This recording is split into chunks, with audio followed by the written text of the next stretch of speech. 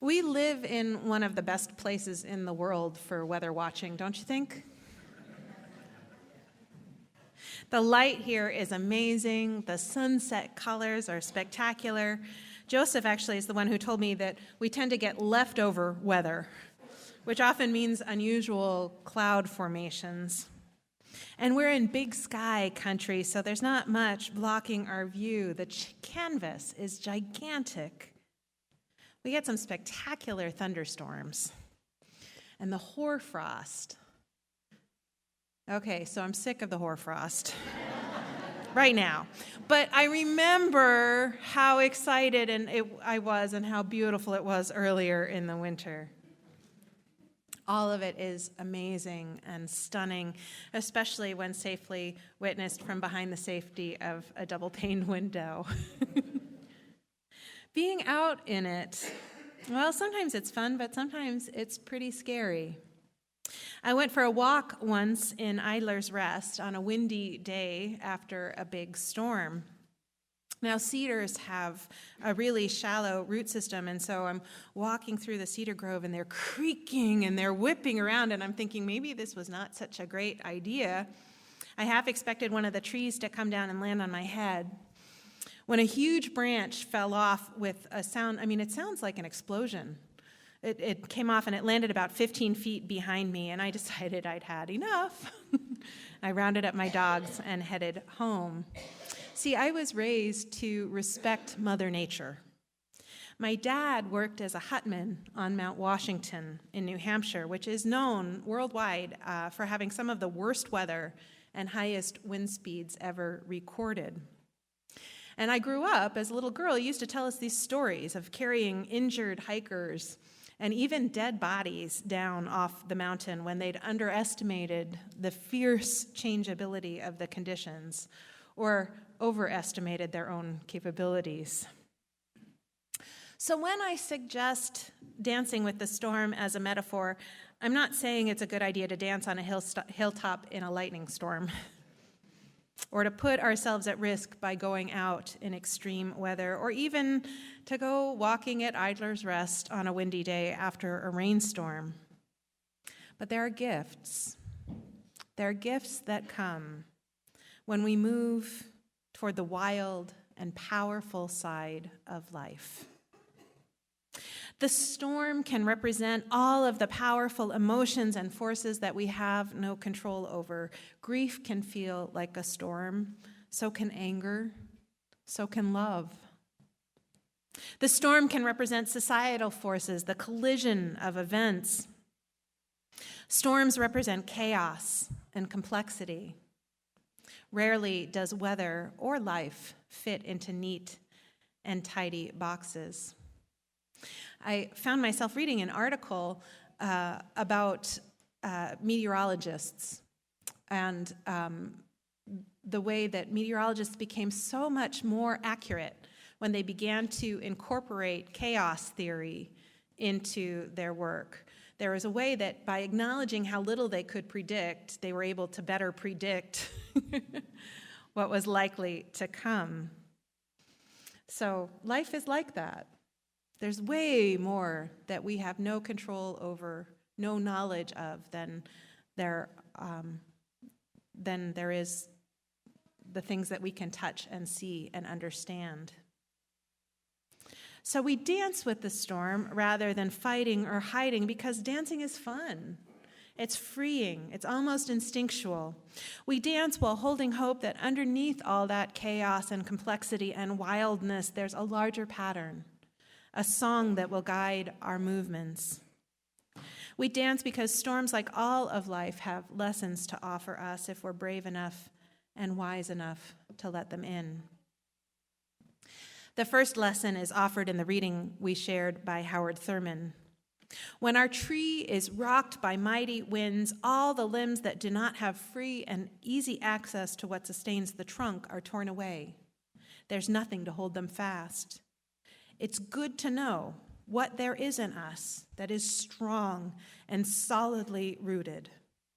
It is good to have the assurance that can only come from having ridden the storm and remained intact. So we'll call that strong core.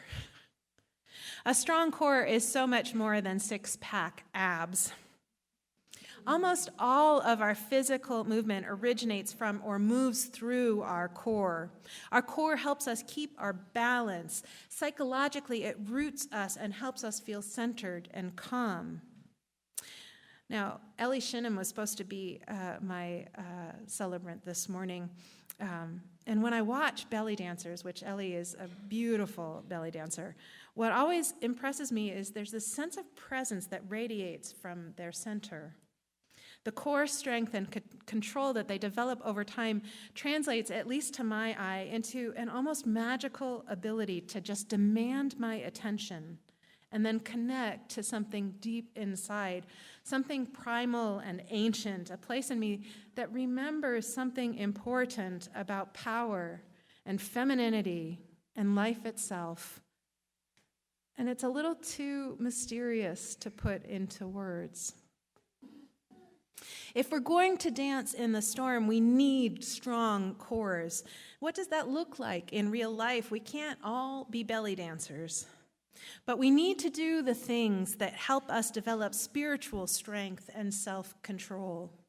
Meditation, journaling, hikes, humor, laughter yoga is really good for strengthening the core. Beauty, music, all of these things help us clarify who we are and claim our power. So strong core is the first lesson. Now, before Graham and I got married, we took ballroom dance lessons. Did anyone else do that? No? All right, so a few people did. Okay, so we took ballroom dance lessons. It was not a resounding success. Turns out we have very different learning styles, very different learning speeds. But anyway, our first lesson, I remember it clearly, it focused on creating the frame. There needs to be tension between the two partners, pressure, resistance. That's what creates the space between into which you begin to move. When I remember that lesson, I remember May Sarton's poem, "Now I Become Myself." We must stop listening to other people's voices. We must cut the strings that yank us off balance. We must learn to, in her words, stand still, be here, feel our own weight and density. The poet continues, all fuses now, falls into place, from wish to action, word to silence. My work, my love, my time, my face, gathered into one intense gesture of growing like a plant. Oh, in this single hour, I live all of myself and do not move. I, the pursued who madly ran, stand still and stop the sun. So the dance starts with stillness, rootedness, power, and strength. We stop the sun. We push back the storm. When it's time to move, we have to decide who's leading and who's following. This was another big issue for Graham and I.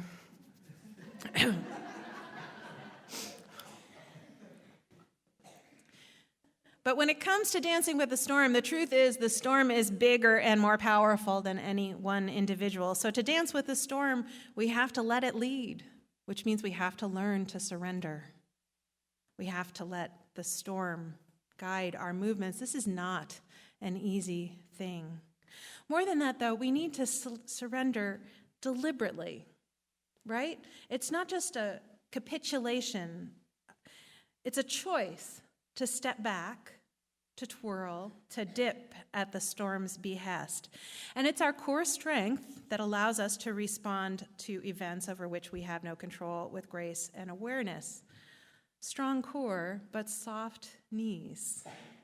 There needs to be some give. Dancing with the storm requires suppleness and flexibility. We need to pay close attention to our partner and read those subtle signs. How many of you have taken a Myers-Briggs personality test? So the Myers-Briggs lays out 4 polarities: introvert, extrovert, intuitive sensory or data-driven, thinking, feeling, and perceiving, judging. And it's this last polarity that I want to focus on. People who tend toward the judging end of the spectrum believe in following rules and regulations. There is a proper way to do things, and that is how we shall do it. People who tend toward the perceiving end are much more likely to just go with the flow. They respond to events as they unfold. Now, both types have their strengths and their challenges. Too much perceiving, it's like being all floppy in the dance. You forget stuff, you trip over your own feet, you lose track of the beat, of the music, the pattern of the steps. Too much judging, and we're overly rigid. We don't let the music into our soul. There's no flow, no grace. And when things go awry, we're confused and angry. Now, we are who we are, and all people have preferences, but we also have the ability to slide along these polarities if we so choose. Now, I tend toward that loosey-goosey pea side. But at one point, I was working on a project with two other folks who were much stronger peas than I am, and it drove me absolutely nuts. I found myself in the very unfamiliar role of insisting on structure and plans and logical steps. So we have that ability to be who we need in the moment. Now, dancing in storms or with a partner requires a pretty good balance between our P and our J nature. We have to know the steps, but we also have to feel the music. We have to hold an awareness of the overarching structure, and we have to be responsive to our dance partner's unexpected moves. Now, we have an inherent capacity to mirror one another. It's built into our brains, mirror neurons. We feel compassion. We feel with other people who are suffering or afraid. We suffer with them. We feel afraid with them.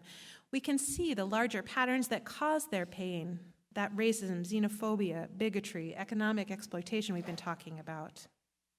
And we see the alternate patterns that lead to healing and wholeness, justice, kindness, respect. We need to be brave enough to dance the true patterns, knowing that change will ripple out from our decision. One of my favorite stories about dancing happened at a Presbyterian youth conference. At the end of an intense few days, the teenagers had a big dance so that they could blow off steam. And a little ways into the dance, a couple of youth in wheelchairs came into the ballroom. Now, at first, the able-bodied kids just made room, but then a couple of them decided to change the pattern. They went and got folding chairs and set them up across from and among the folks in their wheelchairs so that they could dance in a group and all be on the same level.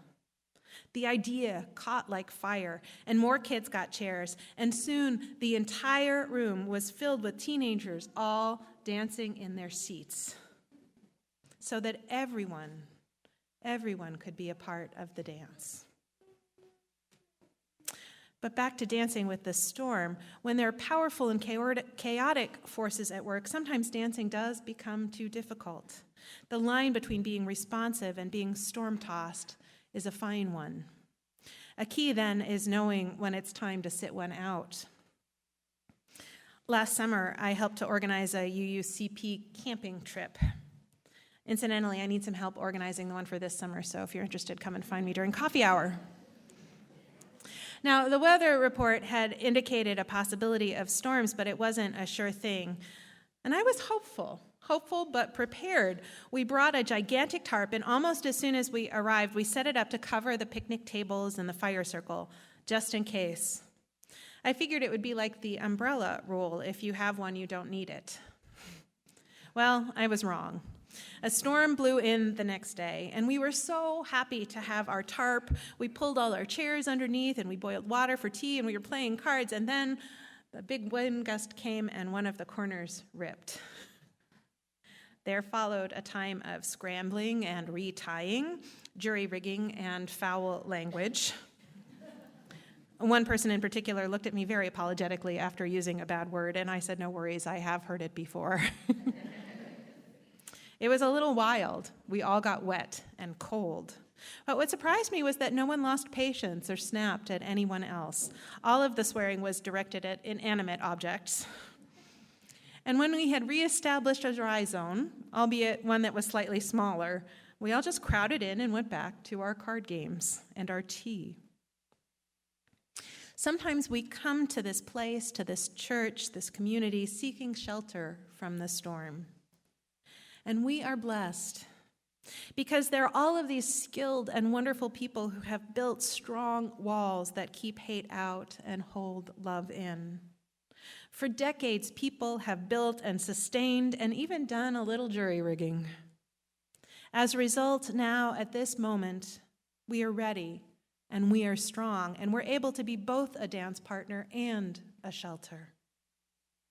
We actively participate in the wider community, helping to shift the patterns in ways that align with our values, and we offer sanctuary, a place of peace, stillness, and safety. A place we can come when we're feeling storm-tossed, to recenter ourselves, reground ourselves, and find the strength and clarity we need to step back into the dance. It's in those necessary moments of stillness and peace that we see most clearly the grand arc, the gradual evolution, the deep pattern that underneath all the chaos turns us inexorably toward healing and wholeness and progress. In the morning, as the storm begins to blow away, the clear sky appears for a moment, and it seems to me that there has been something simpler than I could ever believe, simpler than I could have begun to find words for. Not patient, not even waiting, no more hidden than the air itself that became part of me for a while with every breath and remained with me unnoticed. Something that was here, unnamed, unknown in the days and the nights, not separate from them as they came and were gone. It must have been here, neither early nor late. Then by what name can I address it now, holding out my thanks? Call it love, call it justice, call it God, call it goodness and life. It waits in the moment the storm blows away. It waits in our hearts for the moment we quiet our thoughts and sink in. It whispers to us always of unconditional love, hope, dreams that will someday be reality, of beloved community. In response, we hold out our thanks, we breathe, and then when we are ready, we re-enter the dance. So be it, and so may it be.